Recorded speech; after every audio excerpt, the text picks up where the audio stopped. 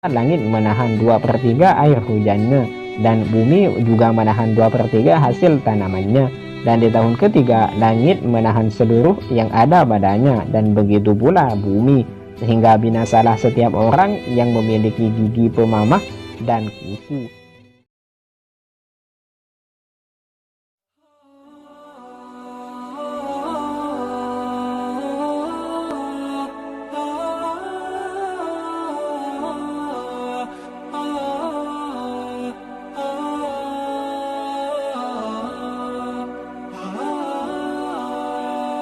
Assalamualaikum warahmatullahi wabarakatuh. Kembali lagi di channel Kisah Menarik. Bagaimana kabarnya antum-antum semua? Semoga baik-baik saja. Menurut penjelasan hadis bahwa Dajjal akan muncul dari arah timur, dari negeri Persia, Ibnu Katsir berkata bahwa munculnya Dajjal adalah dari Isfahan, dari daerah yang disebut Yahudiyah. Dalam sebuah hadis riwayat Ibnu Majah disebutkan juga bahwa Dajjal akan muncul di tengah-tengah pasukan Khawarij, akan muncul sekelompok pemuda yang pandai membaca Al-Quran tapi tidak melewati tenggorokan mereka. Setiap kali keluar sekelompok mereka, maka akan tertumpas sehingga muncul Dajjal di tengah-tengah mereka. Hadis riwayat Ibnu Majah. Di antara kemampuan Dajjal, beberapa hadis menjelaskan sebagai berikut. Dajjal diterangkan dalam hadis memiliki kelebihan-kelebihan seperti halnya mukjizat para nabi. Kelebihan ini disebut dengan istidraj, yaitu suatu kemampuan atau kenikmatan yang diberikan oleh Allah tetapi digunakan untuk kemaksiatan. Dajjal sanggup menghidupkan orang mati yang ia bunuh. Rasulullah Shallallahu Alaihi Wasallam berkata, keluarlah pada hari itu seorang yang terbaik atau di antara orang yang terbaik. Dia berkata, aku bersaksi engkau adalah Dajjal yang telah disampaikan kepada kami oleh Rasulullah Shallallahu Alaihi Wasallam.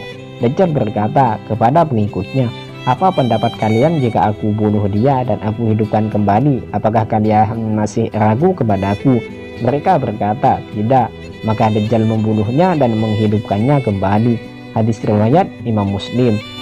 Dapat menyembuhkan orang buta, orang sakit lepra, dan akan menghidupkan orang mati, memunculkan kesuburan, membawa sungai, surga dan neraka, memerintahkan langit untuk hujan, maka turunlah hujan, memerintahkan bumi untuk menumbuhkan, maka tumbuhlah tanaman-tanaman.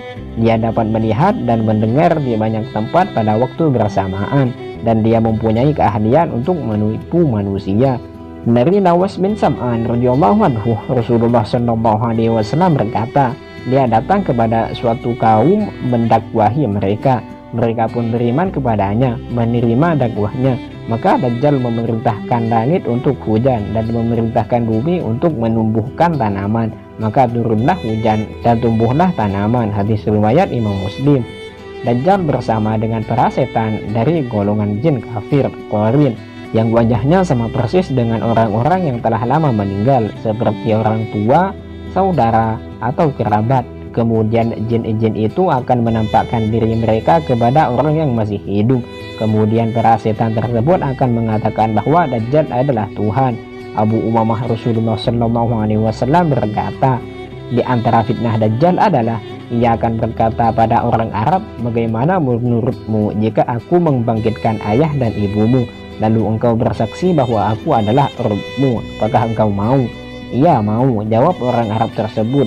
Lalu dua setan menyerupai bentuk ayah dan ibunya. Lantas keduanya berkata, wahai anakku, ikutilah dia, yaitu Dajjal, karena dia adalah Rabbmu. Hadis riwayat Imam Ibnu Majah. Bersama-sama Dajjal akan dibangkitkan. Setan-setan yang rupanya mirip dengan orang-orang yang telah meninggal akan menyertai Dajjal, dan mereka akan berkata kepada orang yang masih hidup, kenalkah engkau padaku? Aku adalah saudaramu, aku adalah ayahmu, atau aku adalah salah seorang kerabatmu. Bersama-sama Dajjal akan dibangkitkan setan-setan yang akan bercakap-cakap dengan manusia.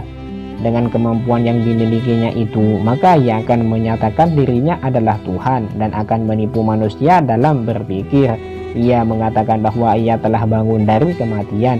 Salah satu orang penting akan ia bunuh dan kemudian ia akan menghidupkannya.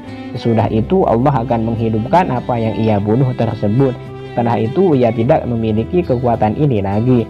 Syekh Muhammad bin Shalih Al-Utsmani rahimahullahu mengatakan, telah disebutkan awal mula ia keluar menyeru kepada Islam, mengaku sebagai muslim, kemudian mengaku sebagai nabi, setelah itu mengaku sebagai ilah atau Tuhan.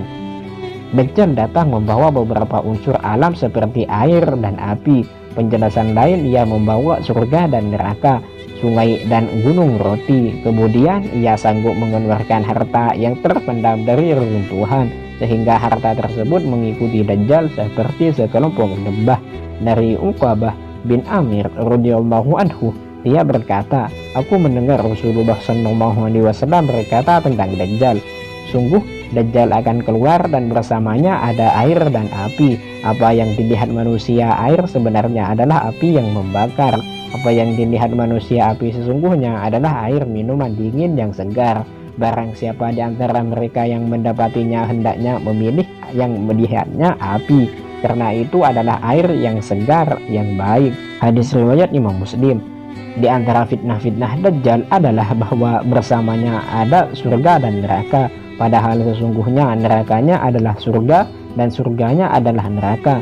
Barang siapa mendapatkan cobaan dengan nerakanya, hendaklah ia berlindung kepada Allah dan hendaknya ia membaca ayat-ayat di awal surah Al-Kahfi.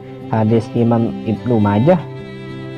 Rasulullah SAW juga bersabda, sesungguhnya bersama dia ada surga dari nerakanya, sungai dan air serta gunung roti. Sesungguhnya surganya Dajjal adalah neraka dan nerakanya Dajjal adalah surga. Hadis riwayat Imam Ahmad. Dalam hadis Imam Nawas bin Sam'an radhiyallahu anhu disebutkan Rasulullah SAW bersabda, dia mendatangi reruntuhan dan berkata, keluarkanlah perbendaharaanmu. Maka keluarlah perbendaharaannya mengikuti Dajjal seperti sekelompok lebah. Hadis riwayat Imam Muslim. Menurut hadis riwayat Imam Ahmad, ia dikatakan memiliki keledai yang bisa terbang. Lebar kedua telinga keledai itu 40 hasta. Keledai putih itu memiliki kekuatan satu langkahnya sama dengan 1 mil jaraknya. Keledai tersebut memakan api dan menghembus asap, dapat terbang di atas daratan dan menyeberangi lautan. Kecepatannya seperti awan ditiup oleh angin, dan bumi berputar terasa lebih cepat ketika ia berada di angkasa. Ia memiliki keledai yang ditungganginya. Lebar antara dua telinganya 40 hasta. Hadis riwayat Imam Ahmad. Bumi akan digulung untuknya. Ia menggenggam awan di tangan kanannya dan mendahului matahari di tempat terbenamnya. Lautan hanya sedalam mata kakinya. Di depannya adalah gunung yang penuh asap. Dajjal telah menjadi kosakata Arab yang lazim digunakan untuk istilah nabi palsu. Namun istilah Dajjal merujuk pada sosok penyamar atau pembohong yang muncul menjelang kiamat. Istilahnya adalah Masihud Dajjal. Bahasa Arab untuk Al-Masih palsu adalah terjemahan dari istilah Syria, Mesiha, Dagda yang telah menjadi kosakata umum dari Timur Tengah selama lebih dari 400 tahun sebelum Al-Quran diturunkan. Dajjal menurut keyakinan para salafus sholihin adalah seorang anak Adam. Ia bukan dari golongan jin dan bukan pula keturunan dari perpaduan manusia dan jin. Dua ulama kontemporer berkata bahwa Dajjal adalah Bani Adam. Dia butuh makan, minum, dan lainnya. Oleh karena itu, ia akan dan dibinasakan atau dibunuh oleh Nabi Isa. Syekh Ibnu Utsaimin rahimahullahu berkata, ya, Dajjal adalah manusia dari Bani Adam. Sebagian para ulama menyatakan bahwa Dajjal adalah setan. Sebagian lagi menyatakan bapaknya manusia, ibunya dari bangsa jin. Tapi semua pendapat ini tidaklah benar karena dia butuh makan, minum, dan lainnya. Oleh karena itu Nabi Isa alaihissalam membunuhnya dengan cara membunuh manusia biasa. Syekh Albani rahimahullahu berkata, yang benar Dajjal adalah manusia. Fitnahnya lebih besar dari sekedar fitnah Eropa sebagaimana banyak diterangkan dalam banyak hadis. Keluarga Dajjal, ayah, ibu, kakek, dan nenek moyangnya adalah penyembah berhala. Mereka keturunan Yahuda yang telah menikah selama 30 tahun tetapi belum dikaruniai seorang anak. Dajjal dikisahkan tidak memiliki keturunan atau mandul. Sifat Dajjal bahwa dia tidak memiliki keturunan dijelaskan dalam hadis Abu Sa'id Al-Khudri radhiyallahu anhu tentang kisahnya bersama Ibnu Sayyad. Dia berkata kepada Abu Sa'id, bukankah engkau pernah mendengar Rasulullah SAW bersabda, Sesungguhnya dia Dajjal tidak bisa memiliki keturunan. Dia Abu Sa'id berkata, benar jawabku. Hadis riwayat Imam Muslim. Ia dilahirkan di negeri Samirah, sebuah negeri kecil di Palestina yang kemudian hari menjadi kota besar pada masa Nabi Daud dan setelahnya. Ketika Dajjal sedang berpuasa dengan perbuatan-perbuatannya yang merusak di bumi, Allah mengutus Nabi Isa bin Maryam ke muka bumi di Menara Putih sebelah timur Damaskus untuk membunuh Dajjal, dan tugasnya pun berhasil. Nabi Isa berhasil membunuh Dajjal di Labdud dekat Baitul Maqdis di Palestina. Hadis riwayat Imam Muslim. Berdasarkan dari Al-Quran dan Al-Hadis, meskipun tidak tersurat bahwa Dajjal adalah Samiri, namun karena kemampuan Samiri dapat berbuat sihir karena belajar daripada penyihir-penyihir Fir'aun, ditambah kemana Samiri diusir oleh Nabi Musa alaihissalam, telah diceritakan apa dia mati atau bagaimana. Dan di hadis Dajjal sanggup menghidupkan orang mati yang ia bunuh, menyembuhkan orang buta, orang sakit lepra, dan akan menghidupkan orang mati, memunculkan kesuburan, membawa sungai, surga dan neraka, memerintahkan langit untuk hujan, maka turunlah hujan, memerintahkan bumi untuk menumbuhkan, maka tumbuhlah tanaman-tanaman.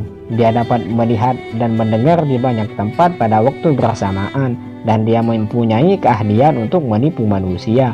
Sudah barang tentu Dajjal mempunyai kemampuan sihir dan rekayasa genetika yang bersekutu dengan iblis dan diberikan kemampuan oleh Allah Subhanahu wa Ta'ala seperti halnya iblis. Dajjal ditangguhkan umurnya hingga akhir zaman. Kita lihat Dajjal mempunyai kendaraan keledai yang dapat terbang dan memiliki kekuatan satu langkahnya sama dengan 1 mil jaraknya. Keledai tersebut memakan api dan menghembus asap, dapat terbang di atas daratan dan menyeberangi laut. Kecepatannya seperti awan ditiup oleh angin, dan bumi berputar terasa lebih cepat ketika ia berada di angkasa. Sudah barang tentu kendaraan ini mempunyai teknologi yang tinggi. Dan jika dilihat penampakan-penampakan atau fenomena seperti hilangnya kapal laut, kapal udara, dan penampakan UFO berada di kawasan segitiga Bermuda, tidak menutup kemungkinan bahwa Dajjal adalah Samiri atau Musa bin Zufar bersama iblis dan syaitan sekutu membangun kerajaan iblis di kawasan segitiga Bermuda. Dari Jabir radhiyallahu anhu berkata, Rasulullah bersabda, sesungguhnya iblis meletakkan singgasananya di lautan. Dari sana dia mengirim pasukannya untuk membuat fitnah, mengacau atau membencanai umat manusia. Maka siapa yang lebih besar membuat bencana, dialah yang lebih besar jasanya, terhormat di kalangan mereka. Hadis riwayat Imam Muslim. Dan persinggahan selanjutnya akan muncul di Khurasan, di antara Syam dan Irak, sebagai tempat persinggahan sementara. Wallahu a'lam bishawab. Dari kisah ini semoga kita terhindar dan diselamatkan dari fitnah-fitnah Dajjal, karena sesungguhnya fitnah-fitnah Dajjal itu sangat keji dan sangat menyesatkan manusia. Cukup sekian video kali ini. Semoga yang menonton video ini dilancarkan rezekinya oleh Allah Subhanahu wa Ta'ala dan dipermudah segala urusannya. Jangan lupa subscribe, like, and share, dan nyalakan lonceng notifikasinya agar tidak ketinggalan video terbaru lainnya. Assalamualaikum warahmatullahi wabarakatuh.